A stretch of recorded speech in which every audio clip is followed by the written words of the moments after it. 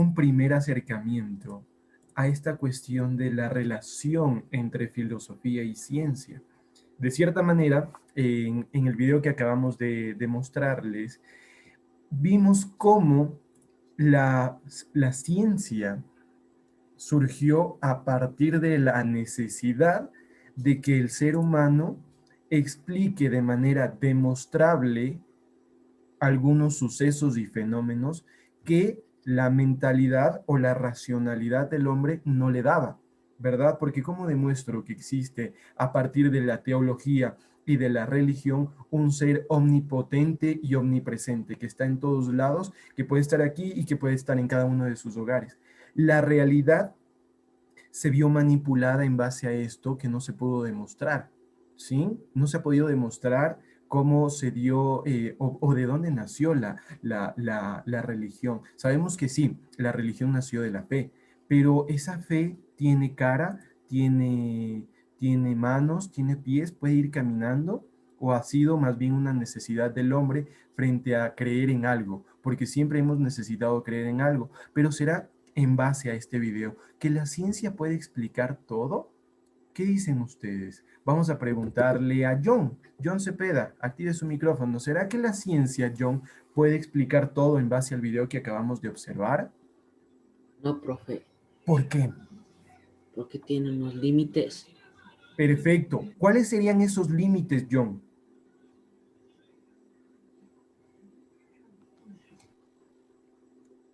Ariel, luego Bariel. Primero John. A ver, John.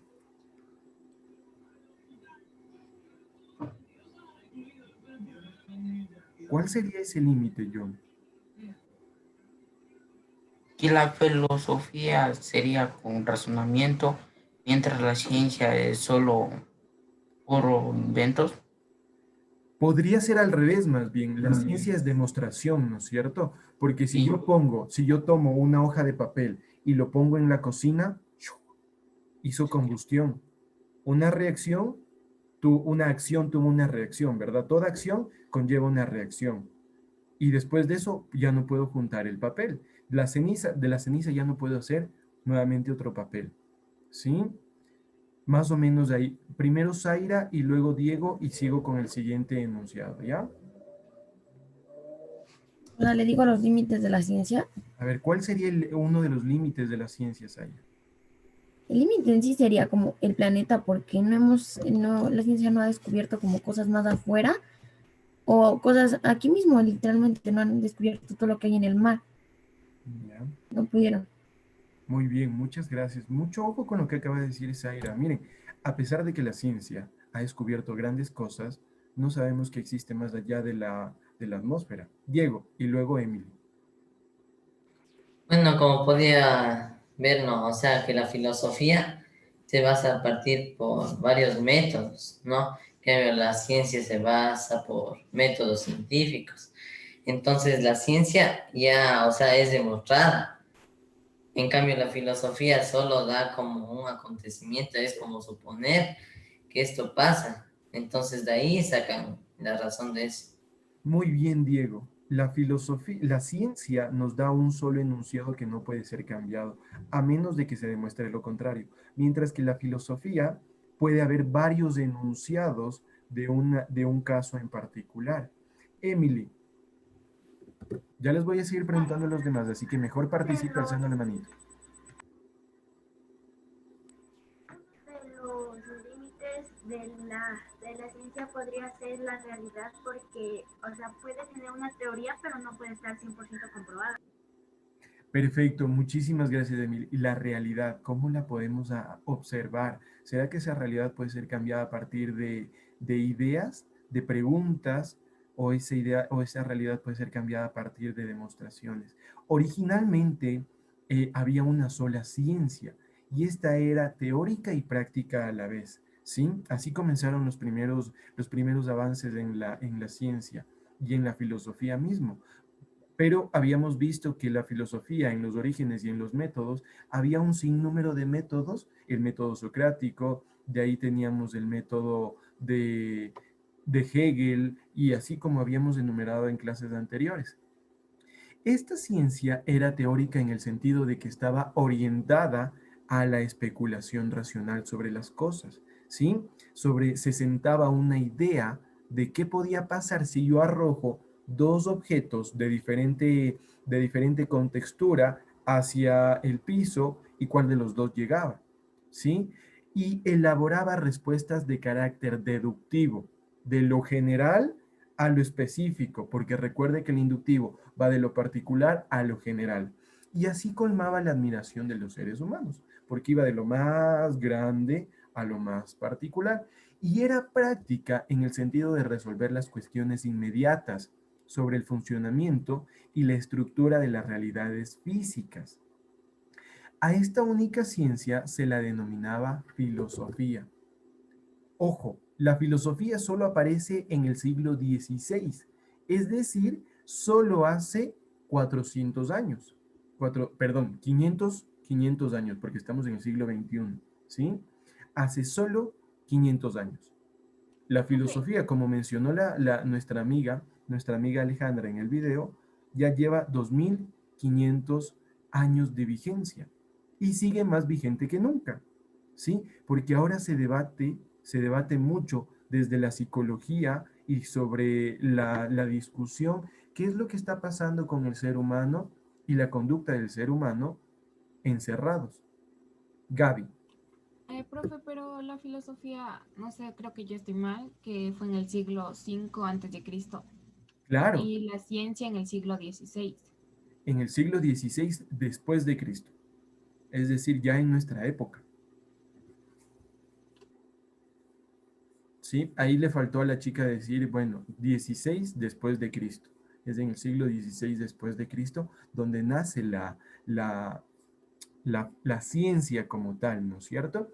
Y la ciencia nace como tal cuando la expansión del ser humano comienza. La expansión del ser humano, me refiero a ubicación geográfica. Recuerde que en el siglo XVI, estamos hablando del año 1500, comienza la idea de qué hay más allá de lo que podemos ver.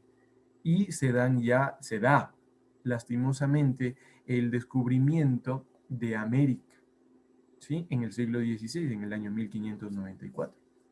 Es solo hasta los inicios del Renacimiento cuando lo que hoy conocemos como ciencias naturales empiezan a separarse de la filosofía tradicional, porque necesitan ya demostrarlo, de tener certezas, de tener postulados, enunciados, marcándose estrictamente los límites entre esas ciencias y la ciencia que teníamos acá y que había predominado hasta ese tiempo.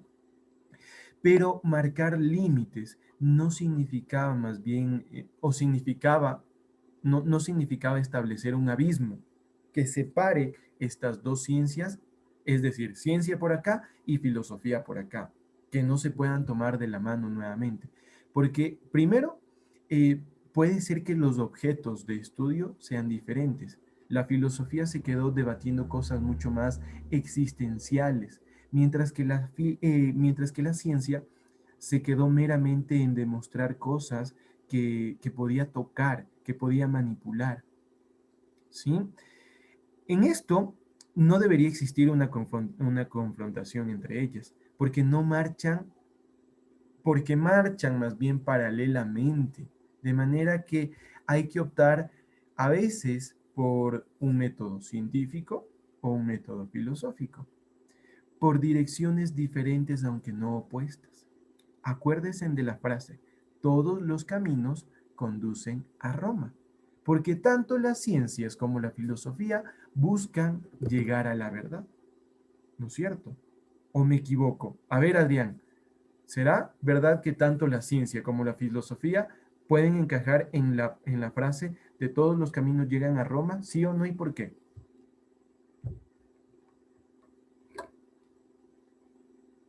Eh, sí, porque ¿Por qué, Adrián?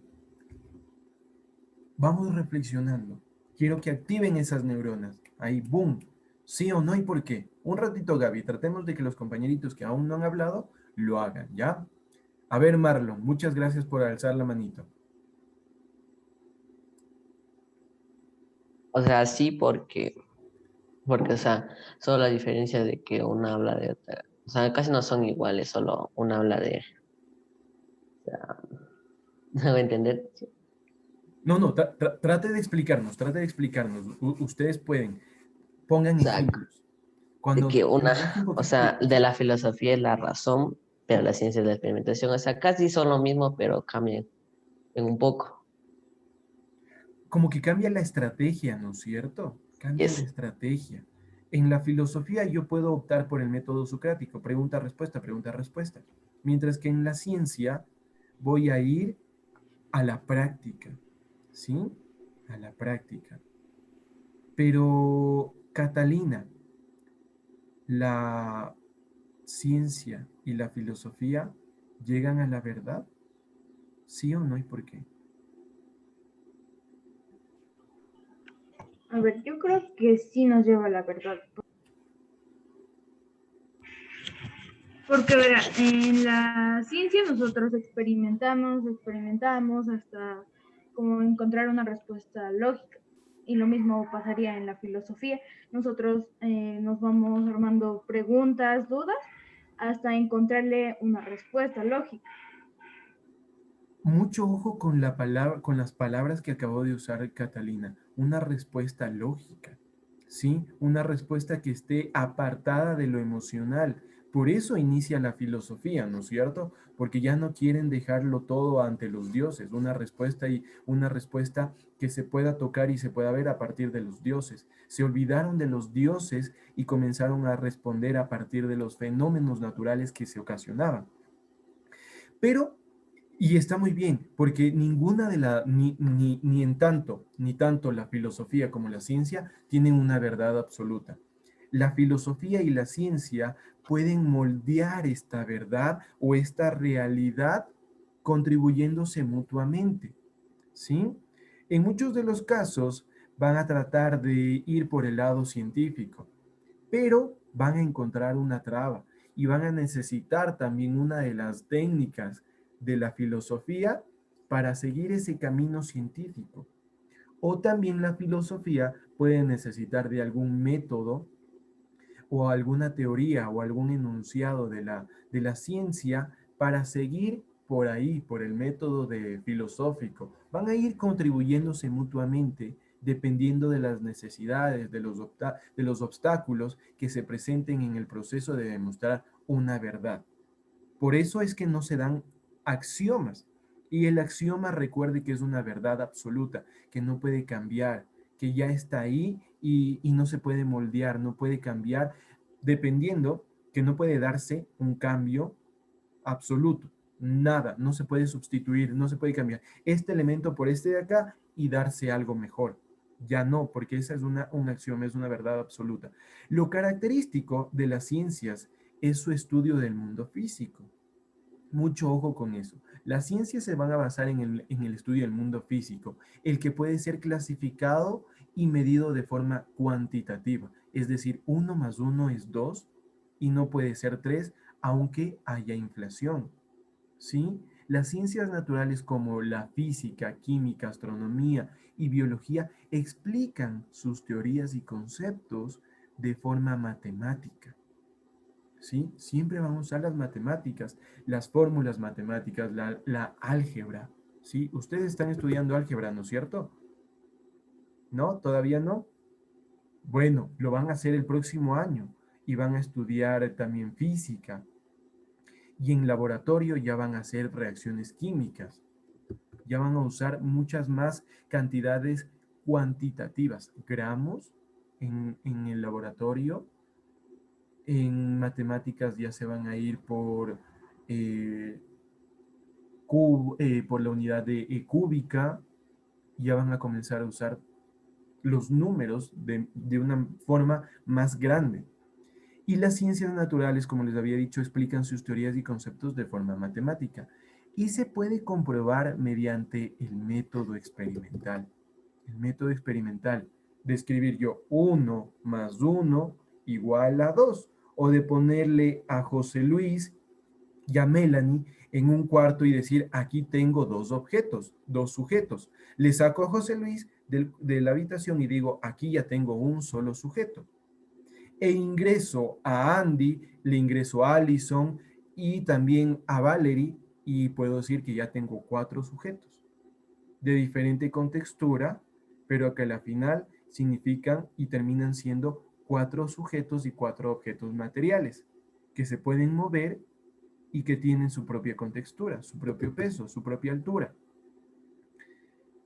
Mientras que los números no han dado tampoco esa forma exacta y muchas cosas solo pueden ser calificadas de forma cualitativa. ¿Qué será esta forma cualitativa, Valerie? ¿A qué nos referimos cuando yo digo forma cualitativa y ojo, forma cuantitativa por un lado, números, cantidades, cifras. ¿A qué nos referimos cuando digo forma cualitativa, Valerie?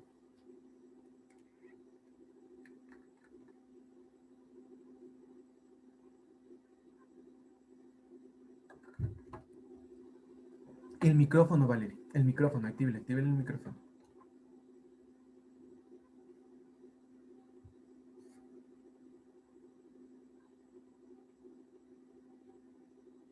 Actívala el micrófono.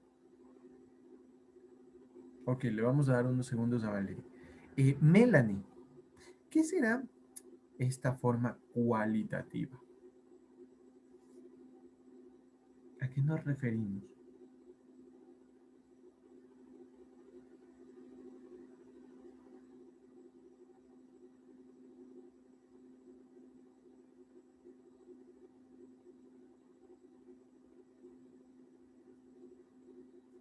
No pueden escribir en el chat porque el chat está desactivado. A ver, Jorge. Jorge que está prendiendo y apagando la cámara. A ver. A ver, o sea, que está relacionado con la cualidad y con la realidad de algo. Cualidades. Muy bien, Jorge. Características. Lo cualitativo nos dice alto, alto, pequeño, delgado, grueso. Son características de los objetos. ¿Sí? Muy bien, Jorge. Ya les iba a mandar a consultar, pero gracias a Jorge, que me ayudó con la respuesta, ya no les voy a mandar a consultar. Mucho ojo con lo cuantitativo y lo cualitativo. Cuando ustedes estén en tercer año, en tercero de bachillerato, les van a decir, pues tiene que ser un proyecto. Y tiene que definir si va a ser cuantitativo o cualitativo. ¿Sí? En muchos de los casos, resulta más fácil hacerlo cuantitativo. ¿Sí? Es decir, yo hago una encuesta de 100 estudiantes y de esos 100 estudiantes me dijeron 98 que no están de acuerdo en haber estudiado de forma virtual durante la pandemia porque no aprendieron nada. Y resultan que 2 estudiantes de los 100 me dijeron que sí están de acuerdo porque de esta manera tuvieron a la mano las TICs y pudieron hacer cosas mucho más interesantes que estando de forma tradicional en la educación. Mucho ojo con esas 2 respuestas que le acabo de dar. Mientras que la cualitativa se mide, por ejemplo, en el discurso. En el discurso, digamos que Lenín Moreno está posesionando al nuevo presidente del Ecuador en el 2021. Su discurso tuvo tonalidades cualitativas, donde se pudo ver que el discurso de él fue más parsimonioso, no tanto revolucionario, y que tuvo particularidades capitalistas, el discurso.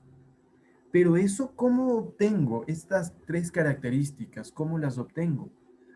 Partiendo el discurso, analizando cada una de las palabras, de las frases, de las oraciones que mencionó el presidente. Es mucho más profundo el análisis cualitativo. ¿Ya? Muy bien, seguimos entonces.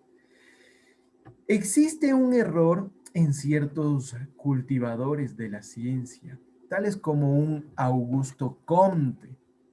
Y Comte no me refiero al entrenador de la Juventus, me parece que es, o del Inter. Bueno, porque Augusto Comte viene del siglo XIX, al afirmar que solo existe aquello de lo cual la ciencia puede ofrecernos datos perceptibles.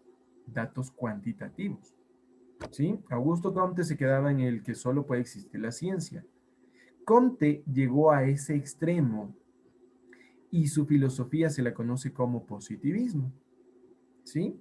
Miren, Comte estaba apartado de la filosofía, pero todos sus enunciados terminaron dando la teoría del positivismo.